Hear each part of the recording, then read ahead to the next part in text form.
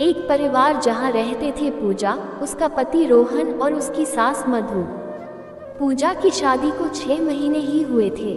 शादी के बाद पूजा ने अच्छे से अपनी गृहस्थी संभाल ली। घर में सभी पूजा से खुश थे। पूजा की एक छोटी नंद भी थी मोना। मोना को अपने साथ पढ़ने वाले सुरेश से प्रेम हो गया था और सुरेश के घर वालों को शादी की जल्दी थी, इसलिए मोना की शादी रोहन की शादी के 2 महीने पहले ही कर दी थी। सुरेश ऑफिस के काम से कुछ दिनों के लिए शहर से बाहर गया हुआ था, इसलिए मोना ने सोचा कुछ दिन मायके में रह आती हूँ। हालांकि पूजा रोहन की शादी के बाद मोना 20 दिन मायके में रह कर गई थी। दोनों नंद भाभी में अच्छी दोस्ती हो गई थी। मोना मायके आ गई, उसे मायके आए 7 दिन हो गए। इन 7 दिनों में दोनों नंद भाभी ने खूब शॉपिंग की, मूवी भी गई और बहुत ही एंजॉय किया। मधु भी नंद भाभी का प्रेम देख खुश थी। एक दिन रोहन का ऑफिस से पूजा को कॉल आया कि पूजा, मैं 2 घंटे में घर आ रहा हूँ। आज मेरे बॉस नवीन जी की शादी की सालगिरह की पार्टी में चलना है। सॉरी, उन्होंने मुझे 2 दिन पहले ही इनवाइट कर दिया था, पर ऑफिस के काम में मैं तो भूल ही गया। प्लीज़ तुम अच्छे से तैयार रहना। पूजा ने कहा, रोहन पहले से बताना था ना। खैर छोड़ो, मैं तैयार रहूंगी। फ़ोन रखने के बाद पूजा सोचने लगी, 2 घंटे, आईब्रो भी बड़ी हुई है, हाथों पर वैक्स भी नहीं किया, क्या करूं? सबसे पहले साड़ी कौन सी पहनना है ये देख लेती हूँ। पूजा अलमारी में साड़ी देखने लगी, तभी मोना भी कमरे में आ गई। मोना को देख पूजा ने सारी बातें उसे बताई। मोना ने कहा, आप चिंता मत करो, मैं एक पार्लर वाली को जानती हूँ, उसे घर आने को कह देती हूँ। पूजा ने कहा, ठीक है। मोना ने पार्लर वाली को कॉल कर दिया। पूजा ने अलमारी में से एक लाल रंग की सिल्क की साड़ी निकाली जो बेहद ही खूबसूरत थी। मोना ने कहा, भाभी साड़ी बहुत अच्छी लग रही है।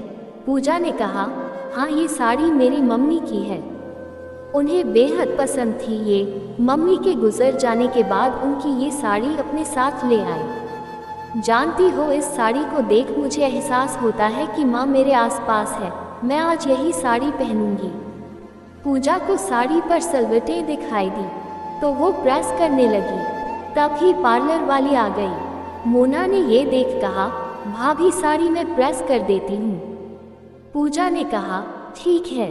पूजा ने सोचा फेशियल करवा लेती हूँ, फिर वैक्स करवा लूँगी, अभी तो समय है। पूजा फेशियल करवाने लगी और मोना साड़ी पर प्रेस करते करते बातें भी कर रही थी। अचानक से मोना का फ़ोन बजा। देखा तो फ़ोन सुरेश का था। मोना ने प्रेस को खड़ा रखा और बात करने बाहर चली गई। उधर पूजा आंख बंद किए बैठी थी और पार्लर वाली पैर पर वैक्स करने में व्यस्त थी। तभी कुछ जलने की बदबू आई। पूजा ने देखा, उसकी साड़ी जल गई। मोना को जैसे ही बदबू आई तो वो फ़ोन रख कमरे में आए और बोली, भाभी कुछ जल रहा है क्या? पूजा के हाथ में साड़ी थी और मोना को देख उसने गुस्से में एक जोरदार तमाचा दे दिया। मोना तिलमिला गई। पार्लर वाली सहमी सी खड़ी तमाशा देख रही थी। इस थप्पड़ की गूंज पूरे घर में गूंज रही थी। घर में तूफान आ गया था। पार्टी में जाना तो दूर की बात थी, अब पार्लर वाली चुपचाप चली गई। मोना ने रोते हुए सारी बातें मधु और रोहन को सुनाई। पूजा जली हुई साड़ी ले नम आंखों से अपने कमरे में ही बैठी रही। रोहन ने पूजा से कहा, तुमने सही नहीं किया पूजा, तुम्हें यूं मोना पर हाथ नहीं उठाना चाहिए था। जाओ माफ़ी मांग लो मोना से और मामला खत्म कर दो। पूजा ने घूर कर देखा और कहा, तुम अपनी बहन का ही पक्ष लोगे ना? मेरी माँ की साड़ी जला दी, इसमें उनकी यादें थी। मैं नहीं मानने वाली माफ़ी। रोहन समझाता रहा, पर पूजा अपनी जिद पर अड़ी रही। उधर मोना रोए जा रही थी और मधु उसे समझाए जा रही थी। सारी रात घर में कोई सो न सका। सुबह भी घर का माहौल गर्म था। मोना और पूजा एक दूसरे से बात तो करना दूर, एक दूसरे को देख भी नहीं रही थी। मधु भी पूजा से मुंह फुलाए घूम रही थी। मधु ने पूजा से कहा, बहू तुमने मोना पर हाथ उठाकर सही नहीं किया। अरे कल को उसके ससुराल में पता चलेगा तो क्या इज्जत रह जाएगी। तुम उससे माफ़ी मांगो और बात को खत्म कर दो।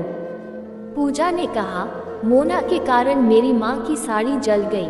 मेरी जान बसती है उस साड़ी में। मैं माफ़ी नहीं मांगूंगी क्योंकि मैं गलत नहीं हूँ। मोना की जगह मेरी बड़ी बहन भी होती तो मैं ऐसा ही करती।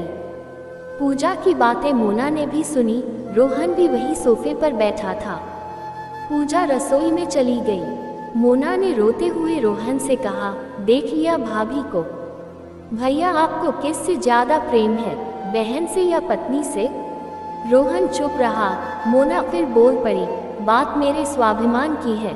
भाभी से कहो कि मेरे पैर पर नाक रगड़ माफ़ी मांगे, तभी मैं उन्हें माफ़ करूँगी। ये सुन रोहन हैरान था, समझ नहीं पा रहा था कौन सही कौन गलत और किसका पक्ष ले।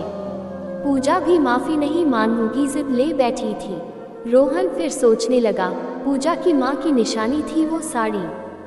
आ गया होगा गुस्सा और गुस्से में थप्पड़ दे दिया होगा, पर मोना भी गलत नहीं है। बड़ी कश्मकश में था रोहन। बहन का साथ दे तो पत्नी नाराज और पत्नी का साथ दे तो बहन नाराज। बहुत देर तक रोहन सोच में डूबा रहा। कुछ देर बाद रोहन अपने कमरे में गया और पूजा के पास जाकर बैठ गया और बोला, पूजा जो मैं कह रहा हूँ मेरी बात शांति से सुनो। मोना ने कभी भी तुम्हारे साथ बुरा व्यवहार नहीं किया।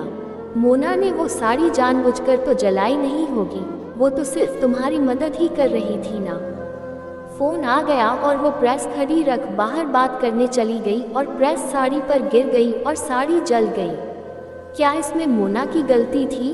तुमने गुस्से में उसे पार्लर वाली के सामने थप्पड़ दे मारा, क्या तुमने सही किया? फिर रोहन उठकर चला गया। कुछ देर बाद मोना हॉल में बैठे रोहन और मधु के पास आई और बोली, माँ सुबह से नाश्ता करने के बाद से मेरी घड़ी मिल नहीं रही। मैंने वो घड़ी उतार के टेबल पर ही रखी थी, क्या आप दोनों ने देखी? मधु ने कहा, नहीं मैंने नहीं देखी। रोहन ने भी कहा, नहीं मैंने नहीं देखी। मोना ने कहा, पता नहीं कहाँ रख दी। वो घड़ी पापा ने मुझे पिछले जन्मदिन पर दी थी। वो पापा का जन्मदिन पर दिया आखिरी तोहफा था। मोना बेचैन सी होकर घड़ी ढूंढने लगी पर कहीं नहीं मिली। मधु ने कहा, मैं जानती हूँ वो घड़ी तेरे लिए बहुत अहमियत रखती है। तेरे पापा अब इस दुनिया में नहीं हैं। वो उनका आखिरी तोहफा था तेरे पिछले जन्मदिन पर, मिल जाएगी, चिंता मत कर। मोना कमरे में बैठी थी, तब रोहन उसके पास आया और बोला, एक बात पूछूं? तुझे घड़ी नहीं मिली तो तू इतनी बेचैन हो गई। अच्छा, यदि तुझे पता चले किसी के हाथ वो घड़ी टूट गई तो तू क्या करेगी? मोना ने गुस्से से कहा, मैं उसे शायद मार ही दूं। फिर रोहन ने कहा, तो जली साड़ी को देख पूजा के मन में भी यही विचार आया होगा और गुस्से से उसने थप्पड़ मार दिया।